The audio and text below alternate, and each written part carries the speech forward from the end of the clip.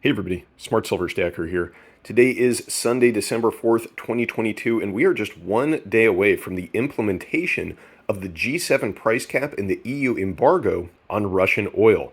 Now, this plan is probably going to fall a little bit short of its stated goal of reducing Russian oil revenue and lowering global energy prices, but there is a significant risk that this scheme could disrupt global energy markets, exacerbating an already bad inflation problem in the West, and also further incentivizing Russia and its BRICS allies to dump the US dollar and to move into hard, tangible assets like physical gold and silver. And that's what we're going to talk about in today's video. So let's get to it.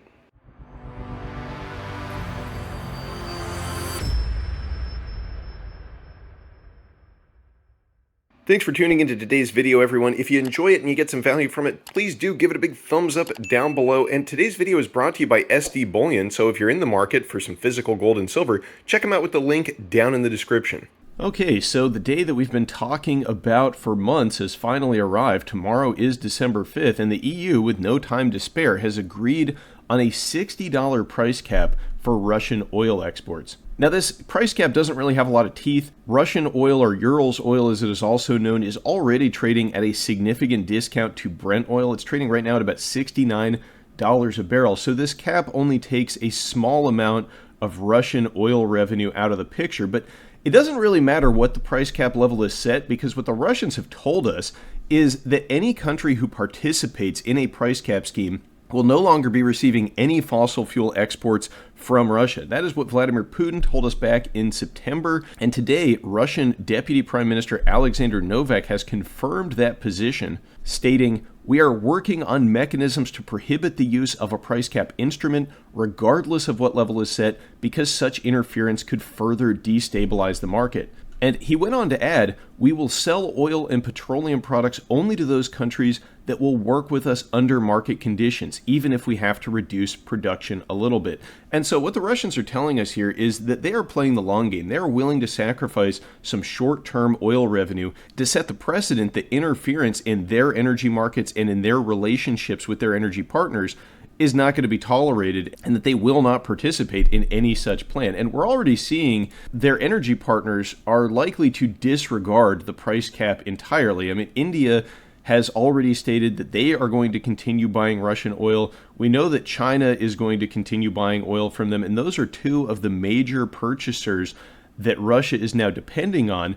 And at this point, I mean, really, it seems like the EU needs Russian energy a lot more than the Russians need the EU market. And the Russians are willing to sacrifice revenues, but the question is, is the EU going to be willing to tolerate the dramatic levels of inflation which may result from a complete cutoff of Russian fossil fuels?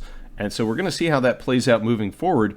One speculation that there was heading into December 5th was that OPEC might cut production further in order to protect revenues of member states. And Russia is a member of OPEC Plus, but today they did meet and they agreed that for now they are simply going to stick to the price cuts that they announced earlier this year. But moving forward, should this plan somehow reduce global energy prices in any significant way, there is still the possibility that OPEC may cut production further in order to protect the revenue of member states.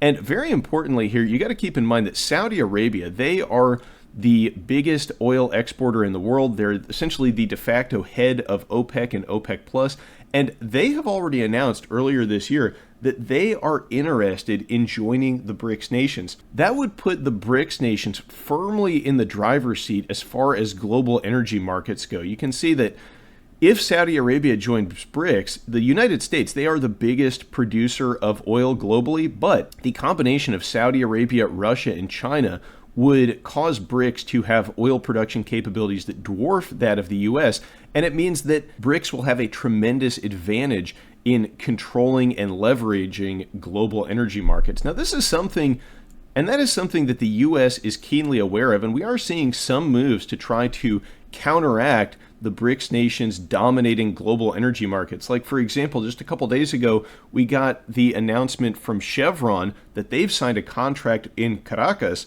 and they're going to resume operations in Venezuela. But these moves, while they do show that the U.S. is aware of what is going on here and they are trying to make counter moves, Venezuela is a lot lower on energy production and oil production than the countries that will be part of BRICS. So it may be that the U.S. is kind of trying to set up its own petroleum producing alliance. If Saudi Arabia goes the way of BRICS, that's going to be pretty tough to counteract. Now, one consequence of this G7 price cap and this EU embargo is that countries around the world are going to be less comfortable holding and transacting in US dollars, because this is just further weaponization of the dollar and of Western financial institutions. One consequence for oil tankers, for example, that sell oil, Russian oil, above the price cap is they're going to be blacklisted by EU and UK insurance companies. And right now, those companies control about 95% of the market for insuring these oil tankers. And this sends a pretty clear message to countries around the world that if you're doing business with the West and if you're holding US dollars, you are at risk of sanctions and financial warfare. And so one thing that we're seeing is that countries, especially countries like China, are dumping US treasuries. So this was some data that we got from the Treasury Department back in September, and that was that global holdings of U.S. treasuries have been dropping, and they've now hit the lowest level since May of 2021. So these countries are dumping U.S. dollar denominated assets. They're getting out of U.S. dollar paper. But what are they getting into? Well, they're getting into gold, because, gold is one of these assets that can't be sanctioned. It can't be weaponized. If you're holding the physical, tangible metal, there is no counterparty risk. And this is something that, as gold and silver stackers, we're probably keenly aware of. And we got this report earlier this month from the World Gold Council that global purchases of gold by central banks has hit a record high for the quarter, and it's the highest level annually since 1967. And we just got an update from them a couple days ago that the purchases by central banks are continuing. It hasn't slowed down at all. And you can see from this chart here that central bank holdings of gold have hit the highest level since the mid-1970s. So, central banks around the world, countries around the world are aware that the writing is on the wall for the US dollar here, and they don't want to be subject to things like sanctions and price caps in their markets. They want independence. And so gold offers them that independence. It allows them to de-dollarize and hold an asset that cannot suddenly be sanctioned or weaponized against you if you don't toe the line that the West wants you to. And it's not just gold. We're also seeing the demand for physical silver hitting a record high this year. The Silver Institute reported that there's a record silver deficit this year, and places like India are stacking silver both in the form of investable bars and coins and also silver jewelry in a very big way.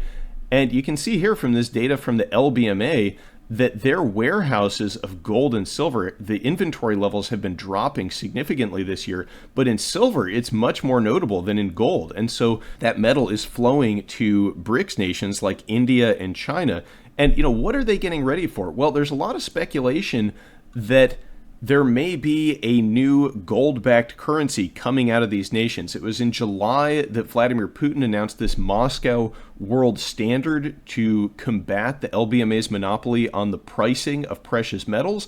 And also, there's been a lot of speculation that the BRICS are going to launch a new reserve currency. In fact, they have announced that they are doing so. What that's going to look like exactly is still sort of up in the air. There's a lot of speculation. Some people say it'll be backed by the partner countries' fiat currencies, but also we may be seeing the launch of a gold-backed currency. Now, we won't know until the announcement is made. I mean, I'm sure that if Russia and China are planning a gold-backed currency, they're going to wait to announce it until it is the absolute opportune moment for them to do so. And you can probably interpret that as being the moment when it will do the most harm to the US dollar. But the stage is getting set for this sort of thing, and we all need to be paying attention to this. And I think that it's very wise to follow the lead of central banks around the world and be getting into physical, hard, tangible assets like gold and silver. Now, this isn't financial advice. I'm just giving you my thoughts on things. This is all just for informational purposes. I'm not a financial advisor, but personally, I am stacking silver and also some gold. Although at today's prices with the gold to silver ratio where it is,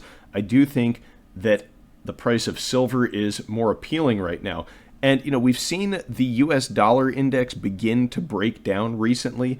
And the trend of de-dollarization is going to accelerate that. The impact of these sanctions at this point are still unknown. We don't know how this G7 price cap and EU embargo are going to affect energy markets moving forward. There's a lot of moving parts, but we may be seeing much higher oil prices, much higher energy prices, especially here in the West in the very near future. And it seems like the trend towards de-dollarization is picking up steam. This could be a pivotal moment for the dollar, and personally, I don't want to risk it. I want to get into hard assets, and I want to get to the physical gold and silver party before it starts to get in early at these low prices. And you probably will hear a lot more about gold than about silver. It seems like the headlines are dominated by that. It seems like countries like especially Russia and China are focusing on gold at the moment.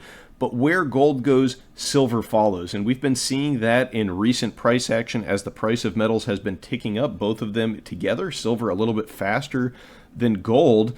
And one thing about silver is that it tends to rise at the end of precious metals bull market. So even if we see gold start to catch a bid faster than silver, silver is going to catch up. And that's just my opinion. That's what I anticipate. That's my forecast. Let me know what you think in the comments down below. Thanks for watching, everybody. Stay safe and happy stacking. Smart Silver Stacker, out.